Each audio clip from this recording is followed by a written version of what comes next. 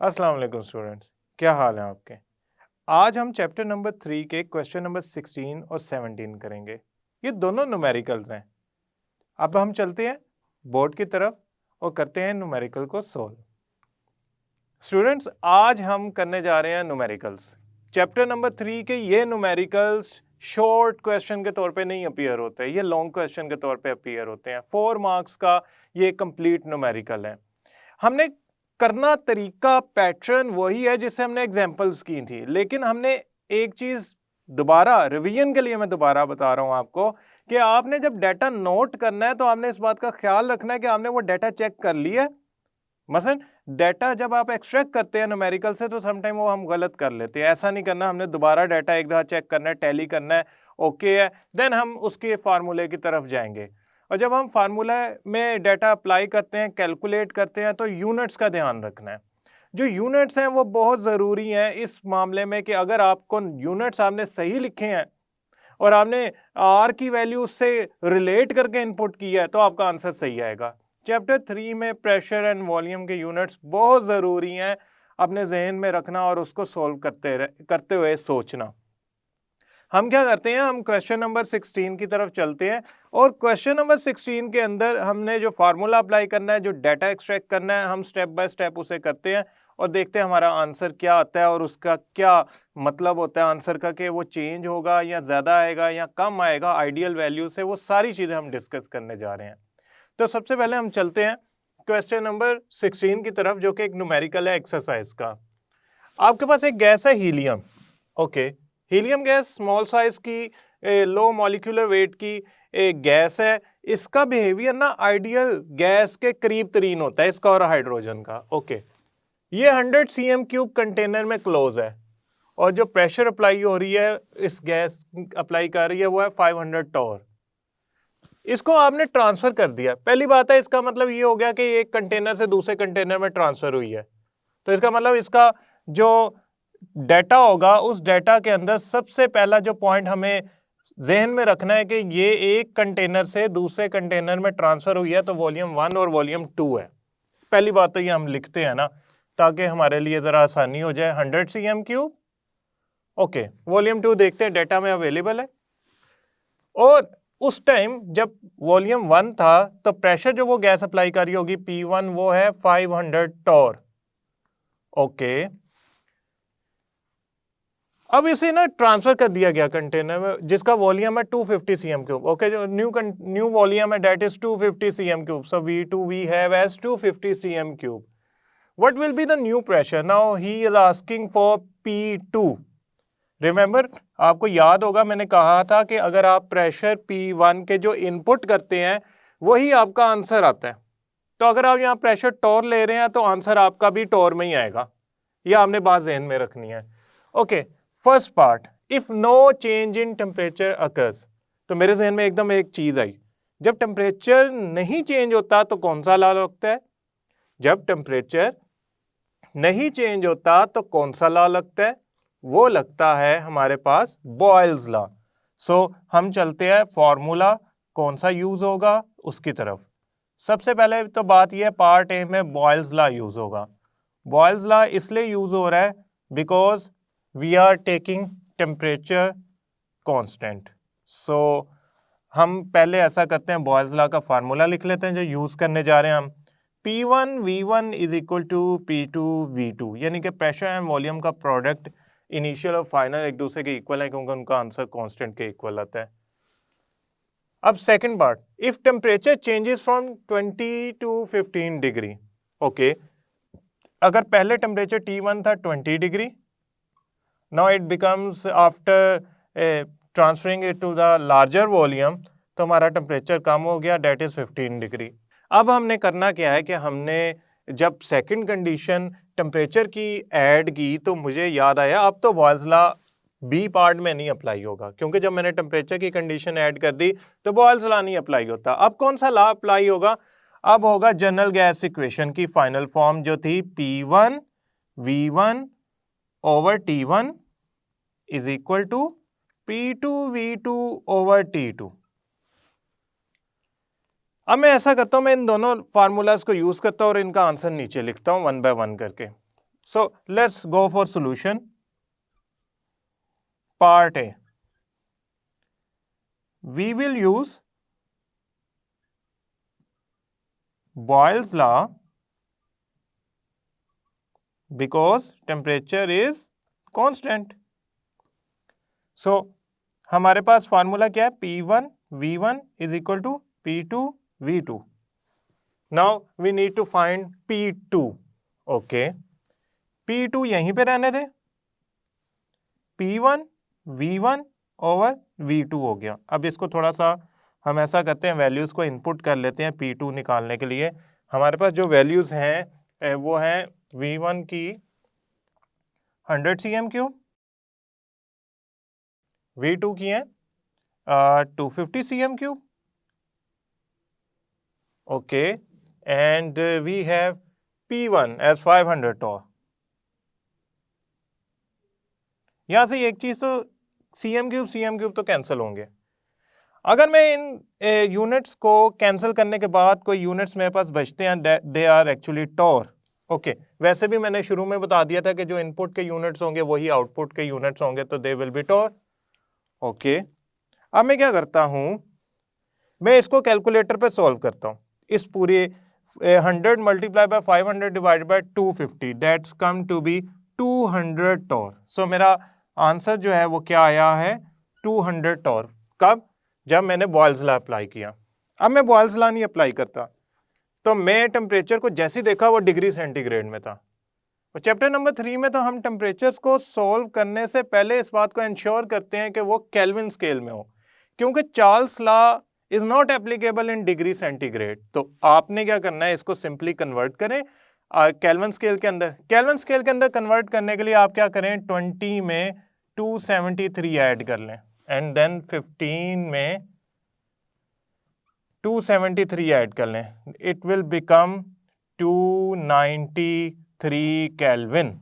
Okay, 20 degree becomes equal to 293 Kelvin, and this will become 288 Kelvin. So हमारे पास अब ये दो रीडिंग्स आ गई इन केल्विन. अब हम यूज करते हैं अपना पार्ट बी में फार्मूला. हमारे पास था P1 V1 over T1, and it was equal to P2 V2 over T2. अब हम क्या करते हैं कि हमने यहाँ से जो वैल्यू एक्सट्रैक्ट करनी है उसको इक्वेशन के दूसरी तरफ रहने देते हैं और बाकी सारी इक्वेशन को सैम्पल कर देते हैं on the other hand side. अब मेरे पास जो रिक्वायरमेंट है ना, डेट इज प्रेशर, यानी कि P2 इज रिक्वायरमेंट. तो P2 को ये P2 है, इसको इधर ही रहने दे. तो ये बन गया P1 V1, T2 पर जाके मल्टीप्लाई हो जाएगा T2, देन ये V2 नीचे आ गया और वो T1 पहले से ही नीचे था. तो मैं ऐसा करता हूँ, P2 की वैल्यू निकालने के लिए ये सारी वैल्यूज को इनपुट कर देता हूँ. Now they will be the pressure 1 should be 500 torr. Volume 1 is actually 100 cm3. Temperature T2 is 293 Kelvin.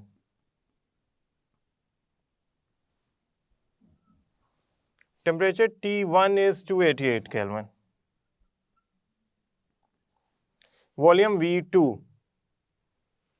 अच्छा, वॉल्यूम V2 उसने ना जो 250 cm3 दिया उसके यूनिट्स चेंज करने के लिए मैंने जैसा पहले बताया ज़रूरत नहीं है, क्योंकि हमारे जो इनिशियल वॉल्यूम है और फाइनल वॉल्यूम है उसके यूनिट सेम है.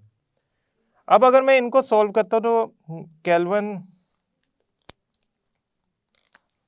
केल्विन से गया cm3 टॉर ही बचा, अगेन यूनिट टॉर. कैलकुलेटर पे अगर मैं 500 multiply by 100 multiply bye 293 divided by 288 and 250 ये करता हूँ तो मेरे पास जो आंसर आता है वो आता है 196.56 टॉर. सो मेरा जो प्रेशर आएगा वो नया, जब मैं टेम्परेचर चेंज कर देता हूँ या अलाउ कर देता हूँ तो वो आता है 196.56 टॉर. अब आप समझ तो गए होंगे कि ये डाटा जब मैंने एक दफ़ा एक्सट्रैक्ट किया तो मैंने इस बात को इंश्योर किया कि सही डाटा एक्सट्रैक्ट हुआ है. दूसरा, जब मैंने फार्मूलाज यूटिलाइज किए तो मैंने ये गौर किया कि फार्मूला लगना कौन सा है. क्या मैं बॉयल्स लॉ को ही आगे चलाई जाऊँ? क्या ऐसा तो नहीं है कहीं वहाँ टेम्परेचर चेंज हो गया है? और अगर टेम्परेचर चेंज हो जाए तो बॉयल्स लॉ एप्लीकेबल नहीं रहता, फिर we need to use general gas equation. अब यहां तक तो ये पूरे 4 नंबर का क्वेश्चन सॉल्व हो गया। अब हम आगे चलते हैं हमारे क्वेश्चन नंबर 17 की तरफ। ये क्वेश्चन थोड़ा सा एनालिटिकल भी है, इसमें आपने डेंसिटीज को मॉलिक्यूलर मैसेज या मोलर मैसेज से कंपेयर करना है और वहां से ये भी आइडिया बताना है कि आपकी गैस लाइटर है तो उसकी डेंसिटी कम होगी, हैवियर है तो उसकी डेंसिटी ज़्यादा होगी, मॉलिक्यूलर मास भी ज़्यादा होगा। और दूसरा हमने अमोनिया की जो स्टेटमेंट गिवन है उसको जस्टिफाई करना है। तो हम चलते हैं क्वेश्चन नंबर 17 की तरफ।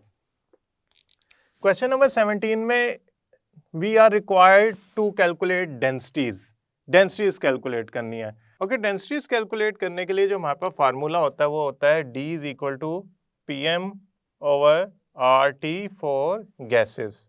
ये हमने आइडियल गैस इक्वेशन से ड्राइव किया था। मैस पर यूनिट वॉल्यूम भी होता है फार्मूला, मैं मानता हूँ। हमें ये यूज़ करना आसान है क्योंकि डेंसिटीज पे temperature, pressure, molecular mass, ideal gas constant, we know them actually these things are given. तो हम यहाँ से इसकी डेंसिटी निकाल लेते हैं।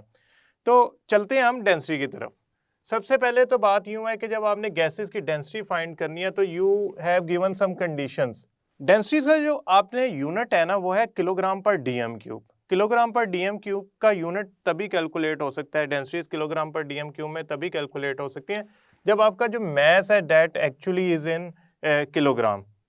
तो इस स्टेटमेंट के अंदर एक चीज जो गिवन है वो ये है कि आपने जो मोलर मैसेज लेने हैं वो लेने हैं किलोग्राम पर मोल के अंदर। मतलब हाइड्रोजन का जो मोलर मास होता है वो 2 होता है, जो उसका यूनिट यूज करने आपने वो होने चाहिए 2 kg पर मोल रादर देन 2 ग्राम पर मोल। ठीक है, ये आपको उन्होंने पहले से ही कंडीशन प्रोवाइड कर दी है, तो ऑटोमेटिकली आपका आंसर जो डेंसिटी का है ना वो किलोग्राम में आ जाएगा क्योंकि आपको उन्होंने कंडीशन प्रोवाइड कर दी है कि मॉलिक्यूलर मास के जो यूनिट है वो ये होने चाहिए। ओके, अब वो कहते हैं कि मीथेन, ऑक्सीजन और हाइड्रोजन की डेंसिटी फाइंड करें। कब? जब एसटीपी हो। एसटीपी का क्या मतलब है? एसटीपी का मतलब होता है स्टैंडर्ड टेम्परेचर प्रेशर। अब हम ये डेटा को ना इनपुट करते हैं, देखते हैं क्या आंसर आता है। सॉल्यूशन डेटा, पहली बात है हमें गिवन है एसटीपी। एसटीपी का मतलब है कि जो प्रेशर है दैट इज एक्चुअली 101325 न्यूटन पर मीटर स्क्वायर। इसे 1 atm कह लें। मैंने इसको 1 atm क्यों लिखा है रादर देन जो बुक में गिवन है 10, 13, 25 न्यूटन पर मीटर स्क्वायर, वो क्यों नहीं यूज कर रहा? मैंने जो R की वैल्यू यूज करनी है वो आपको याद होगा, जो R की वैल्यू हम यूज करते हैं जो हमने याद करवाई थी मैंने आपको स्पेशली, वो होती है 0.0821 atm dm cube per mole पर केल्विन। ये वाली R की वैल्यू अगर आप यूज करते हैं तो उसके लिए आपको जो प्रेशर एंड वॉल्यूम की यूनिट चाहिए वो एटीएम और डीएम क्यूब में होने चाहिए। सो सिंपली हम ऐसा करते हैं कि हम जो हमारे पास गिवन वैल्यूज हैं हम उसको इन्हीं गिवन यूनिट्स में कन्वर्ट कर लेते हैं ताकि आर का ये आंसर, ये वैल्यू यूज हो सके। ओके, स्टैंडर्ड टेम्परेचर कितना होता है? 0 degree, that is actually 273 kelvin. Okay fine, now the fourth one should be the volume.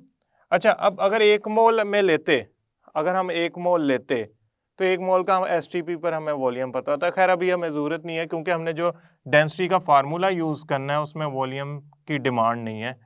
Formula D is equal to PM over RT। Okay, pressure given है, yes. Temperature given है, yes. R given, R constant होता है। Molecular mass depend upon the gas. तो मैं ऐसा करता हूँ, मैं यहाँ सेगमेंट्स बना लेता हूँ ताकि मैं एक एक गैस को यूज़ कर सकूँ और उसको अप्लाई कर सकूँ और उसके फार्मूले के ज़रिए जो भी हमारे पास डेंसिटी का फार्मूला है उसकी डेंसिटी निकाल सकूँ। बाद में कंपेयर भी कर लूँगा, आसानी हो जाएगी। मैं पहले करता हूँ हाइड्रोजन के लिए, यहाँ पे मैं करता हूँ मीथेन के लिए, ओके, और यहाँ पे करता हूँ मैं ऑक्सीजन के लिए। ये मेरे पास 1, 2, 3 गैसेज हैं जो गिवन है, मीथेन, ऑक्सीजन, हाइड्रोजन। मैंने खुद ही इसको इस ऑर्डर में लिखा है क्योंकि मुझे डेंसिटीज कंपेयर करने में भी आसानी होगी, उसकी ऑर्डर ऑफ डेंसिटी इसी तरह बनेगा।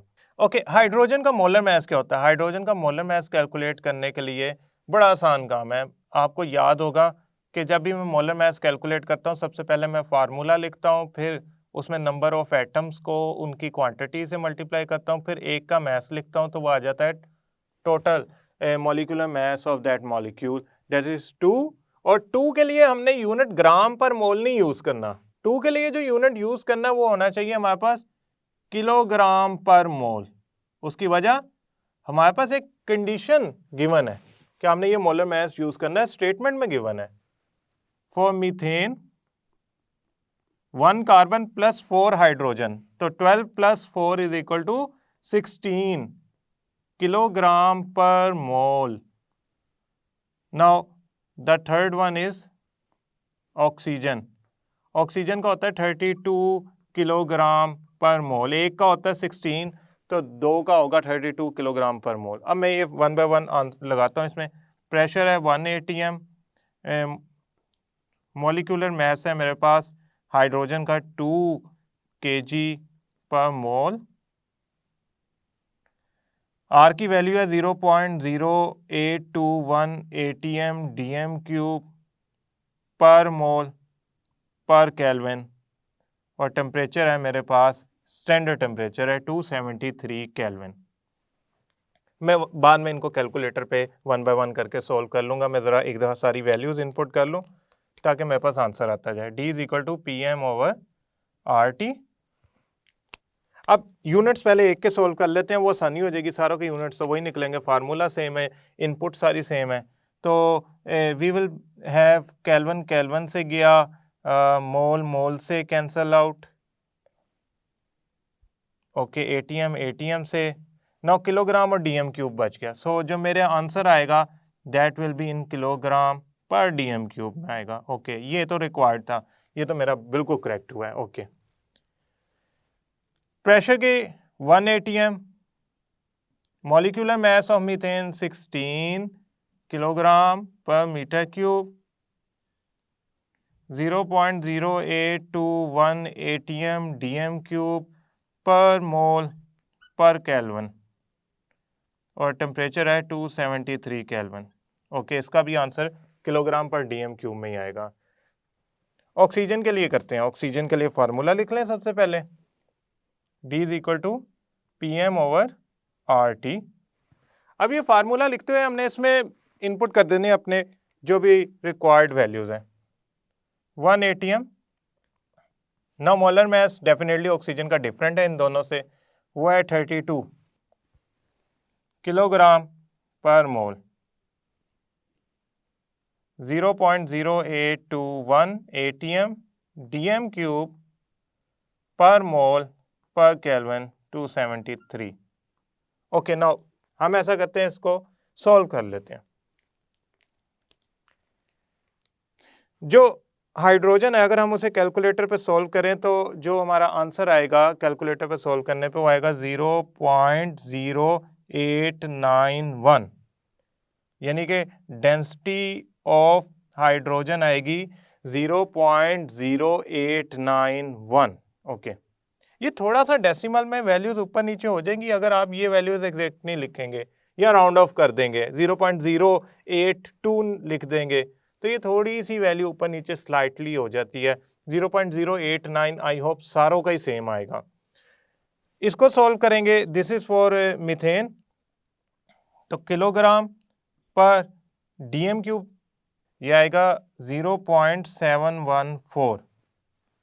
ओके, नाउ इसको अगर आप सोल्व करते हैं तो this is actually density of methane, हम इसको इस तरह और इसको भी इस तरह कर लेते हैं।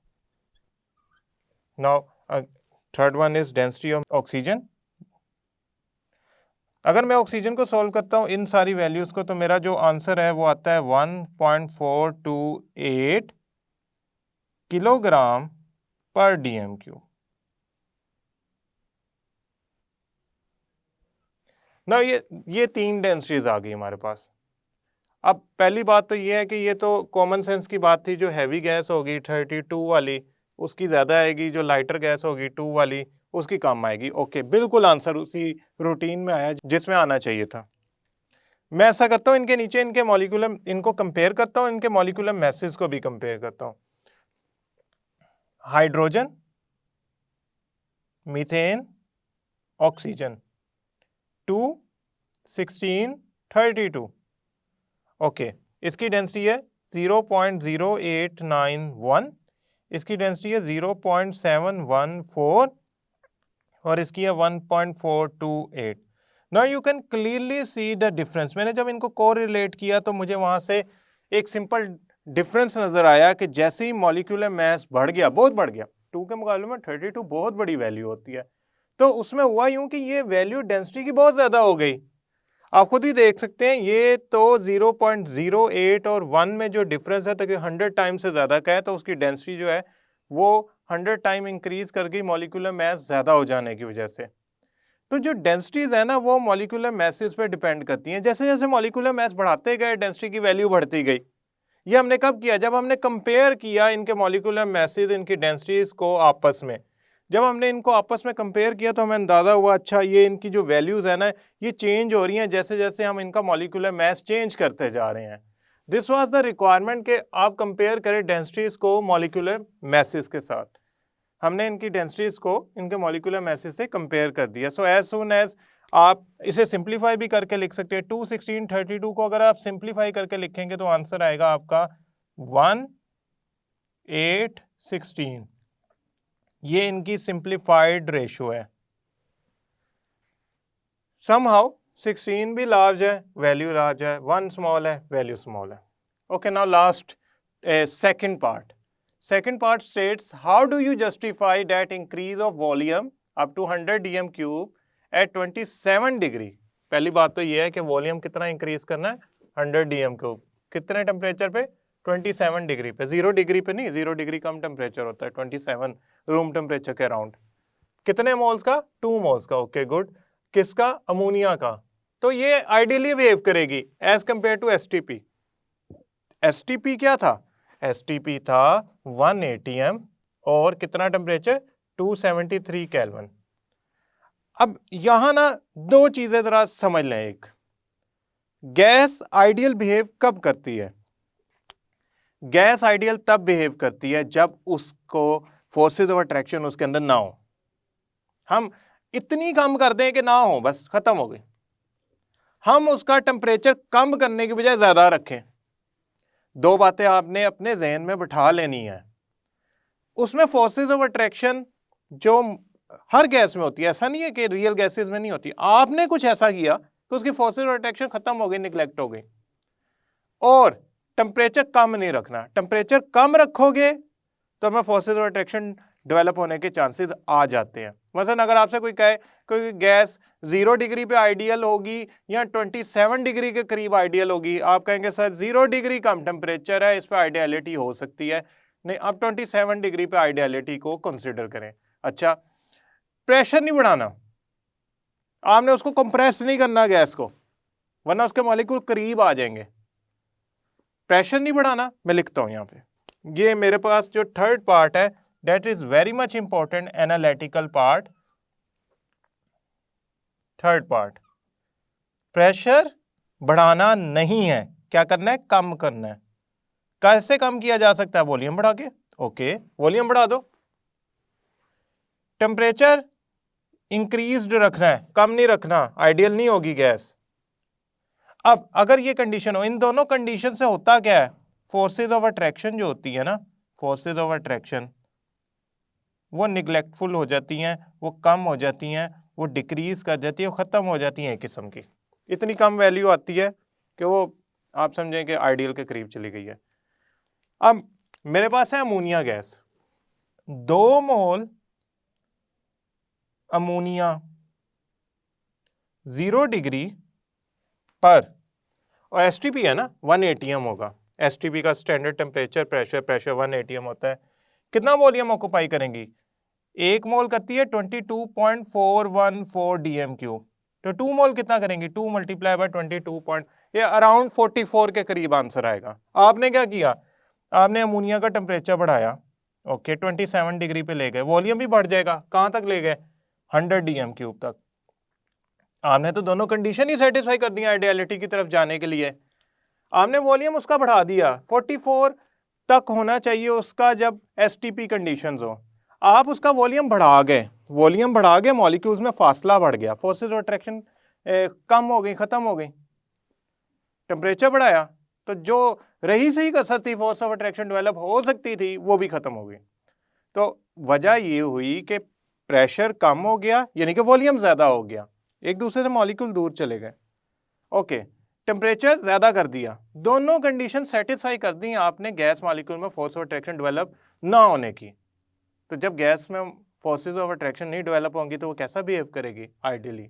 So in ammonia, when you increase the volume and increase the temperature, you are actually reducing the possibility of development of force of attraction, and that actually happened, और वो ideal के करीब behave करेगी as compared to on these condition. It will behave ideally on these conditions. I hope students ये आपको दो numerical समझ आए होंगे और उसका एनालिटिकल पार्ट भी समझ आया होगा। इसके बाद हमारे जो बाकी न्यूमेरिकल है हम उसकी तरफ चलते हैं। आई होप स्टूडेंट्स ये आपको दो न्यूमेरिकल जरूर समझ आए होंगे। याद रखिएगा चैप्टर नंबर 3 की अगर पेयरिंग स्कीम देखी जाए तो कभी उसमें से न्यूमेरिकल आ जाता है, कभी उसमें से लॉन्ग क्वेश्चन आ जाता है। तो इसका मतलब ये है कि ये न्यूमेरिकल उतने ही इंपॉर्टेंट है बोर्ड के लिहाज से जितने के लॉन्ग क्वेश्चन है। इनको जरूर प्रैक्टिस कीजिएगा। बहुत शुक्रिया। नेक्स्ट लेक्चर तक के लिए अल्लाह हाफिज।